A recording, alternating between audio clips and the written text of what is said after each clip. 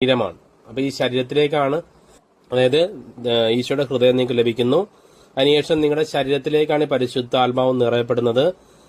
ലൂക്ക 24:49 വചനം പഠിപ്പിക്കുന്നുണ്ട്, ഉന്നതത്തിൽ നിന്നും ശക്തി ധരിക്കുന്നത് വരെ നിങ്ങൾ നഗരത്തിന്റെ വസിക്കുവിൻ, ഈശോ പറയുന്നതാണ്. ഇത് കാര്യം ഇത്രയേ ഉള്ളൂ. നിങ്ങൾ ഈ സ്വർഗത്തിൽ പോകാൻ തടസ്സം നിൽക്കുന്ന നിങ്ങളുടെ ശരീരത്തിലേക്ക് പരിശുദ്ധാത്മാവ് നിറയപ്പെടുമ്പോഴാണ് നിങ്ങളുടെ ശരീരം മഹത്വപ്പെടുന്നതും അവിടെ ദൈവത്തിന്റെ പ്രവൃത്തികൾ നടപ്പിലാക്കുന്നതും അവിടെയാണ്. അപ്പൊ ദൈവാത്മാവ് സംസാരിക്കും, ശരീരം അതിനനുസരിച്ച് സഞ്ചരിക്കാൻ തുടങ്ങും. നിങ്ങൾക്ക് അറിയാം, കാർലോ അക്യൂട്ടസ് ഈ ലോകം വിട്ടു ദൈവസന്നിധിയിലേക്ക് പോയി. ഇപ്പോഴും നമുക്കറിയാം നശിച്ചു പോകുന്ന ശരീരം, പക്ഷെ ഇപ്പോഴും ആ വിശുദ്ധൻ ഈ ലോകം വിട്ട വർഷങ്ങളായി ഇപ്പോഴും അസീസിയിലൊരു പള്ളിയിൽ അഴുകാതെ നല്ല മനോഹരമായിട്ട് ഈ വിശുദ്ധന്റെ ശരീരമുണ്ട്. ഏകദേശം 100-ലധികം വിശുദ്ധന്മാരുടെ ശരീരം അഴുകാതെ ഇപ്പോഴും ഉണ്ട്.